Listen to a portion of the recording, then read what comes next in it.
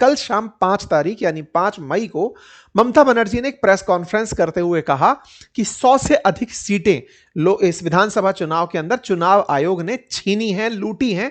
ऐसे में मैं पद से इस्तीफा नहीं दूंगी। और तो और उन्होंने एक दिन पहले कहा कि जब मैं अंदर गई, यानी कि जहां काउंटिंग हो रही थी उस क्षेत्र के अंदर गई, तो चुनाव के दौरान मुझसे बदसलूकी हुई, मुझे धक्का मारा गया, मेरे पेट पर और पीठ पर लात मारी गई और महिला होने के बावजूद भी मेरे साथ बदसलूकी हुई, ऐसा ममता बनर्जी के द्वारा आरोप लगाया गया। इन्होंने काउंटिंग सेंटर पर हुई शारीरिक प्रताड़ना का जिक्र पब्लिक के सामने आकर किया। इसका मतलब ममता बनर्जी रिजल्ट आने के बाद से लेकर अब तक सुर्खियों में इसलिए बनी है क्योंकि ये अपने कैडर को इस बात से मोटिवेशन दे रही हैं, संदेश दे रही हैं कि भाई कुछ तो मेरे साथ गलत हुआ है और गलत हुआ है तो हम लास्ट तक लड़ते रहेंगे।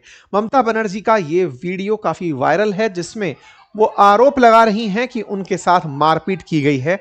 ममता बनर्जी ने इस बात को इस तरह से रखा है कि इनको चुनाव आयोग एक प्रकार से प्रताड़ित कर रहा है। काउंटिंग सेंटर के अंदर इन्होंने कहा कि शुरुआती राउंड के अंदर जब वोटिंग चल रही थी, शुरुआत में एक मोमेंटम बनना शुरू हुआ। जो 17C नामक फॉर्म है वो बीजेपी कार्यकर्ताओं के द्वारा कब्जे में ले लिया गया, पूरे डेटा को फिर मैनेज किया गया और साथ में बोले सीआरपीएफ और पुलिस ने पूरी तरह से हमारे डेटा को और हमारे रिजल्ट को चोरी कर लिया। और तो और बीजेपी के कार्यकर्ता अब टीएमसी के कार्यकर्ताओं को धमका रहे हैं, ऐसा इनका आरोप है। और इन्होंने यह भी कहा कि मुझे बहुत सारे नेताओं का समर्थन मिल रहा है जिसमें सोनिया गांधी जी, हेमंत सोरेन, अखिलेश यादव जी जैसे नेता शामिल हैं जिनका इन्हें लगातार समर्थन मिल रहा है। 4 तारीख को इन्होंने अपनी तरफ से कहा कि हम वापस आएंगे, यानी कि चुनाव परिणाम के रिजल्ट के तुरंत बाद इन्होंने वापस आने की बात कही। आप में से कुछ लोग इस बात से अवगत होंगे कि केरल के अंदर पिनराई विजयन ने चुनाव हारते ही पद से इस्तीफा दे दिया। ऐसे ही स्टालिन ने तमिलनाडु के अंदर चुनाव हारते ही पद से इस्तीफा दे दिया। लेकिन टीएमसी के जो ममता बनर्जी जो हैं, इन्होंने इस्तीफा देने की जगह लिखा वी विल बाउंस बैक, हम वापस आएंगे। और इतना ही नहीं, इन्होंने कल के दिन शाम 4 बजे एक प्रेस कॉन्फ्रेंस की और उस प्रेस कॉन्फ्रेंस में इनके द्वारा कहा कि मैं सीएम पद से इस्तीफा नहीं दूंगी, हम जनादेश से नहीं साजिश से हारे हैं, इसलिए इस्तीफा देने में राजभवन नहीं जाऊंगी। चुनाव आयोग असल में विलन है, उसने भाजपा के साथ मिलकर के 100 सीटें लूटी हैं। मैं अब आजाद पंछी हूं, मैं कहीं से चुनाव लड़ सकती हूं, सड़कों पर रहूंगी। इस तरह का बयान इन्होंने अपनी प्रेस कॉन्फ्रेंस में दिया। इनके द्वारा जो बातें बोली गई उनमें सबसे पहली और बड़ी बात यही थी कि मैं इस्तीफा नहीं दूंगी। दूसरी बड़ी बात थी कि चुनाव आयोग 2 दिन से हमारे लोगों को गिरफ्तार कर रहा है। हमने राजीव गांधी, मनमोहन सिंह, वाजपेयी इन सब का टाइम देखा है, लेकिन वर्तमान सरकार सबसे खराब है। इनका कहना था कि पहले राउंड की काउंटिंग के बाद ही वे कहने लगे थे कि भाजपा को इतनी सीटें मिल रही हैं, नतीजों का इंतजार नहीं हुआ और बाद में इलेक्शन को रिज कर दिया गया। और खुद ने कहते हुए कहा कि हम चुनाव आयोग के खिलाफ कदम उठाएंगे, हम 5 सांसदों के साथ मिलकर 10 लोगों की एक फैक्ट फाइंडिंग कमेटी बनाएंगे जो ये तय करेगी, ये ढूंढेगी कि किस प्रकार से चुनाव आयोग ने इस इलेक्शन को बाधित किया है। कई सवाल आपके मन में अब उपजे होंगे कि क्या एक पार्टी जिसका अब कोई सरकार में रोल रहेगा, मतलब सबसे पहला सवाल तो यही रहेगा कि साहब जिसने इस्तीफा नहीं दिया तो अब बंगाल का क्या होगा, नंबर 1। नंबर दूसरा, क्या टीएमसी ये काम कर सकती है कि वो चुनाव आयोग पर पनिशमेंट लगा सके? ये सारे प्रश्न आपके दिमाग में बन रहे होंगे। एक एक करके सारी बातों को तलाशते हैं और ये भी तलाशते हैं कि उनके चाहने वाले उनसे क्या रख रहे हैं अपेक्षा, कुछ लोगों का उनको लेकर क्या मत है, और ये भी जानने का प्रयास करेंगे कि संविधान में इस बात को किस तरह से देखा गया है।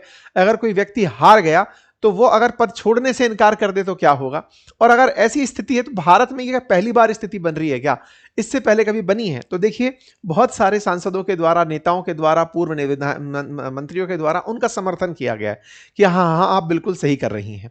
बीजेपी का कहना है कि यही तो उनकी फासिस्ट नीति है, वो इस बात को छोड़ने से इनकार कर रही हैं। उन्हें लग रहा है कि मैं तो हार ही नहीं सकती थी, मैं अजय हूं, लेकिन इन्हें अब हरा दिया गया है, तो हराने के बाद ये हार स्वीकार नहीं कर पा रही हैं। तो पहला सवाल, तो साहब एक बात बताइए, जब सीएम, मतलब पूर्व सीएम कहूं या सीएम कहूं, एक बड़ा ही पॉइंट अटका हुआ है, इसको भी मैं क्लियर कर देता हूं। देखिए क्या है ना कि बंगाल की जो विधानसभा है उसका कार्यकाल 7 मई 2026 तक चलेगा, यानी कि कल, आज 6 मई में आप ये सेशन सुन रहे हैं, तो कल 7 मई 2026 तक उनका कार्यकाल चलेगा। तो ऐसे में ये कार्यकाल कैसे डिसाइड होता है? कार्यकाल डिसाइड होता है जब पिछली बार इलेक्शन हुए होंगे तो उस समय इलेक्शन के दौरान जो पहली बैठक हुई थी ना, मतलब चुनाव होने के बाद टीएमसी की जब सरकार बनी और पहली विधानसभा की बैठक हुई, तब से लेकर के एक 5 साल का पीरियड निकाला जाता है। वो पीरियड 7 मई को पूरा हो रहा है, तो विधानसभा का कार्यकाल कल पूरा हो जाएगा। कल पूरा हो जाएगा तो इस पर राज्यपाल जो हैं वो खुद, जो आर.एन. रवि यहां पर राज्यपाल हैं, वो खुद विधानसभा को भंग कर सकते हैं कि चलो भाई अब हो गई विधानसभा भंग, यहां से आगे अब आपके पास कोई काम नहीं है। अर्थात जो ममता बनर्जी हैं, जो सीएम बने रहना चाहती हैं, उनका संवैधानिक रूप से पद स्वतः ही खत्म हो जाएगा। मतलब यह हुआ कि खुद ही राज्यपाल उनके सरकार को भंग कर देंगे कल, यानी कि 7 तारीख के दिन। ठीक है। और दूसरा ये ऑप्शन दे सकते हैं कि चलो भंग नहीं कर रहे ममता जी, आप रहिए सरकार में, आप केवल अपनी विधानसभा में बहुमत सिद्ध कर दीजिए, क्योंकि बहुमत जिसका होता है वही सत्ता सरकार बनाता है। ठीक है। तो ऐसे में बहुमत परीक्षण, जिसको हम फ्लोर टेस्ट के रूप में जानते हैं, वो मौका इनको देने की बात की जा सकती है। या तो राज्यपाल इन्हें बर्खास्त करे या फिर इन्हें कहे कि आप अपना फ्लोर टेस्ट में बता दीजिए कि आपके पास 148 विधायक हैं अथवा नहीं, जो वर्तमान में अभी इनके पास 80 हैं। भारत का संविधान में व्यवस्था क्या है, उपबंध क्या है? तो देखिए, भारत के संविधान के अंदर आर्टिकल 164 जो है वो ये कहता है कि राज्य के मंत्रिपरिषद के गठन और उसमें राज्यपाल की शक्तियां क्या होंगी। इसमें यह कहा गया है कि हर चुनाव के बाद जो राज्यपाल है वो विधानसभा में जिस दल के पास सदस्यों की संख्या अधिक है उसका आकलन करेगा, और जिसके पास बहुमत है, यानी जिसके पास ज्यादा विधायक हैं, उस पार्टी को सत्ता बनाने का या फिर अपनी सरकार बनाने का निमंत्रण देगा और फिर शपथ ग्रहण होगा। तो जो सरकार बनाने का दावा है, ये आप खुद भी जाकर के राजभवन में राज्यपाल को पेश कर सकते हैं कि सर मेरे पास पूरे आंकड़े हैं, मैं सरकार बनाना चाहता हूं। या राज्यपाल खुद से देख सकते हैं कि हाँ भाई ये रिजल्ट आए हैं, इस दल के पास फिलहाल के लिए ज्यादा बहुमत है, चलिए आप आइए और अपनी सरकार बनाइए। ये 2 तरीके होते हैं। ठीक है। अब सवाल ये बनता है कि मान लीजिए कि कोई मंत्री या मुख्यमंत्री या विधायक, जो विधायक नहीं है लेकिन उसको मुख्यमंत्री बना दिया जाए, क्या यह संभव है? बिल्कुल संभव है। कई बार ऐसी स्थिति भी आती है, जैसे पिछली बार ममता बनर्जी के साथ आई थी, जब वो चुनाव लड़ी थी तो चुनाव हार गई थी लेकिन मुख्यमंत्री पद की शपथ ले ली थी। वो कैसे? शपथ लेने का तरीका ये होता है कि आपने अगर शपथ ले ली तो 6 महीने के भीतर भीतर आप चुनाव जीतकर वापस आइए। चुनाव के बिना 6 महीने तक आप मुख्यमंत्री रह सकते हैं, यह कानूनी उपबंध है। इसको लेकर के अब चर्चा ये कि साहब ऐसी स्थिति में अगर ममता बनर्जी मना कर दें कि मैं बहुमत भी सिद्ध नहीं करूंगी कि मेरे पास है या नहीं, और राज्यपाल मुझे बर्खास्त कर नहीं सकता, मैं तो पद पर बैठी हूं, तो असल में कोई मुख्यमंत्री की छड़ी या झंडा या कोई पेन नहीं होता जिसे पकड़कर कोई बैठा हुआ है कि मैं नहीं दूंगा, जब तक नहीं दूंगा तब तक मुख्यमंत्री नहीं बनोगे। यानी कि ये ओलंपिक की कोई मशाल नहीं है जिसे लेकर दौड़ रहे हो, ये मशाल ट्रांसफर होगी तो कोई दूसरा मुख्यमंत्री बनेगा। संवैधानिक उपबंध यही कहता है कि प्रत्येक राज्य की प्रत्येक विधानसभा यदि विघटित नहीं हो जाती तो उसके प्रथम अधिवेशन से, यानी जिस दिन बैठक हुई है वहां की तारीख से 5 वर्ष तक वो सरकार बनी रहेगी और उसके बाद वो स्वतः विघटित हो जाएगी। यानी कि इस सरकार के विघटन के लिए खुद वो इस्तीफा दे या ना दे, लेकिन वो स्वतः ही विघटित मान ली जाएगी। अब आप कहेंगे कि फिर ममता बनर्जी ऐसा क्यों कह रही हैं? तो वो एक प्रकार का संदेश देने के लिए कि मुझे ये रिजल्ट बर्दाश्त नहीं है।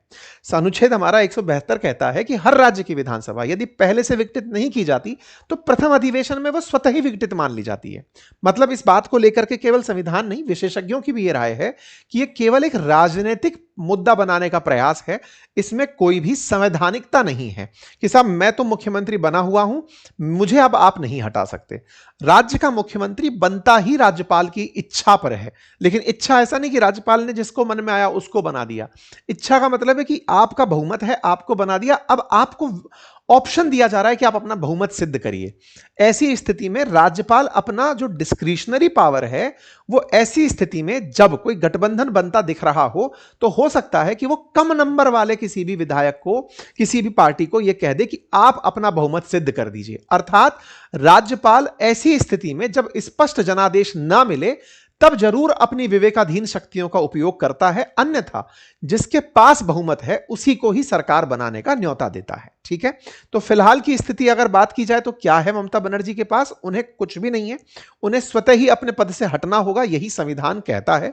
और संविधान अगर यह स्थिति रखता है तो इसका मतलब यह उनका केवल एक पॉलिटिकल स्टंट है, ताकि अपने लोगों को, जो उनके वोटर्स हैं, उन्हें यह विश्वास दिलाया जा सके कि मैं नहीं हटूंगी, अब चाहे चाहे मुझे सड़क पर रहना पड़े, चाहे जो करना पड़े।